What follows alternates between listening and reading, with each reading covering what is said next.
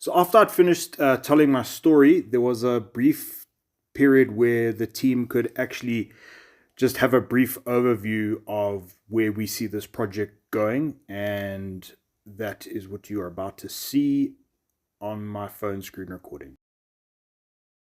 Concise summary of session overview section. Session overview. Short version. This session captures an open conversation about living with traumatic brain injury, from survival and recovery to identity, relationships, coping, and communication. It explores the often invisible challenges of TBI, including memory, fatigue, word finding, and social misunderstanding, as well as the impact on family dynamics and mental health. The focus is on learning to work with the brain, not against it, and using shared stories to build understanding, connection, and empathy. Overall summary of Phase 1B. Summary of the recording session, Phase 1B, transcription.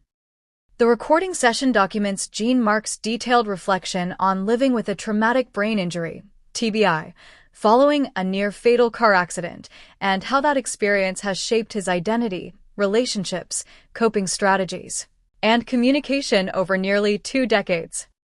Jean-Marc describes the accident itself and the critical early medical response that saved his life, followed by a long period of recovery in which he had to relearn foundational skills such as speaking, reading, writing, walking, and regulating emotions. Although many of his cognitive abilities were preserved, invisible challenges, particularly word-finding difficulties, memory strain, and mental fatigue, persisted and required conscious strategies to manage.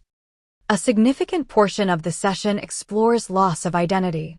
Jean-Marc contrasts his pre-injury self, socially confident, academically active, and physically capable, with the post-injury reality of social awkwardness, inappropriate behaviors, and discomfort from others who did not understand brain injury.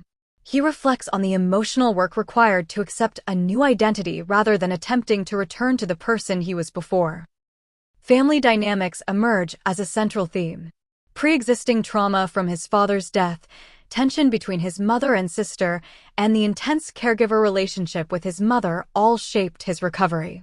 His mother's long illness and eventual death removed his primary support structure, triggering grief, isolation, and a prolonged period of unhealthy coping through alcohol use. Jean-Marc openly discusses years of problematic drinking, noting how substance use amplified neurological symptoms rather than relieving them. A psychiatrist's direct confrontation became a turning point, leading him to stop drinking and later to quit smoking and vaping using structured, self-imposed methods. He emphasizes that understanding why behaviors were harmful, rather than shame or punishment, was essential to change. The session also focuses heavily on communication after brain injury. Jean-Marc explains why survivors often speak at length, repeat themselves, or go off on tangents. Thinking remains associative and visible, not hidden.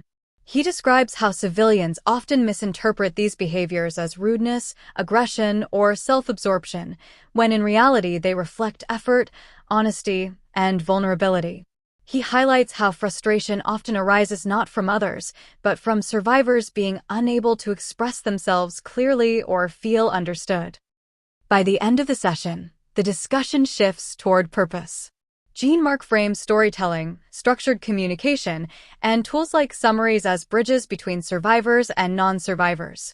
He stresses the importance of making brain injury experiences accessible without diluting them, so that understanding replaces misinterpretation.